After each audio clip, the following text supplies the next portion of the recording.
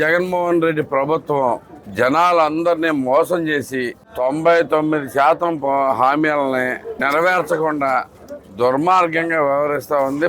అబద్ధాలకి అసలు వీళ్ళు హైలైట్లో ఉన్నారు, టాప్ ఆఫ్ ది లిస్ట్లో ఉంటారనమాట. ఇంత దారుణంగా ఏంటంటే మోసం చేస్తూ ఉన్నారు, ప్రజల్ని దగా పెడుతున్నారు. సో ఏ హామీ తీసుకున్నా కానీ మడం తిప్పడం, వెంటనే వెనక్కి తీసుకోవడం, ప్రతిదీ అమరావతి దగ్గర నుంచి ప్రతి ఒక్క విషయంలోనూ వాళ్ళు అన్ని ద్రోహాలు చేస్తూనే ఉన్నారు. ద్రోహాలు చేసి సమర్థించుకోవడానికి 90% ఫినిష్ చేసాం, 85% ఫినిష్ చేసామని చెప్పుకుంటాం బాగా ఫ్యాషన్ అయిపోయింది.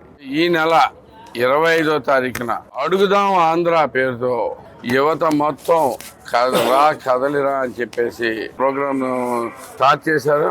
ఇప్పుడు ఇది పనమలూరు నియోజకవర్గం కృష్ణా జిల్లాలో జరగబోతా ఉంది.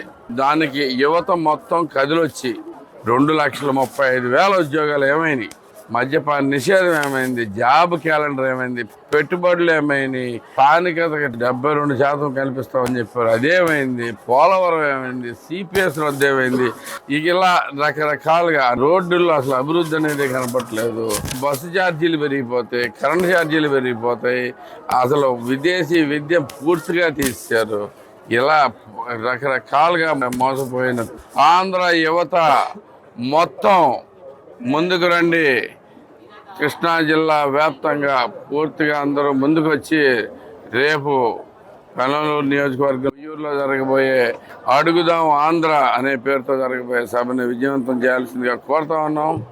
అందరూ ముందుకు రండి, ఈ ప్రభుత్వాన్ని నిలదీద్దాం. జగన్మోహన్ రెడ్డి ప్రభుత్వం జనాలందరినీ మోసం చేసి 99% హామీలని నెరవేర్చకుండా దుర్మార్గంగా వ్యవహరిస్తూ ఉంది. అబద్ధాలకి అసలు వీళ్ళు హైలైట్లో ఉన్నారు, టాప్ ఆఫ్ ది లిస్ట్లో ఉంటారనమాట. ఇంత దారుణంగా ఏంటంటే మోసం చేస్తూ ఉన్నారు, ప్రజల్ని దగా పెడుతున్నారు.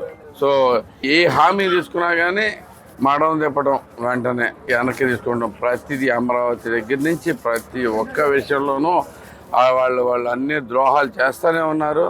ద్రోహాలు చేసి సమర్థించుకోవడానికి 90% ఫినిష్ చేసాం, 85% ఫినిష్ చేసామని చెప్పుకుంటాం బాగా ఫ్యాషన్ అయిపోయింది.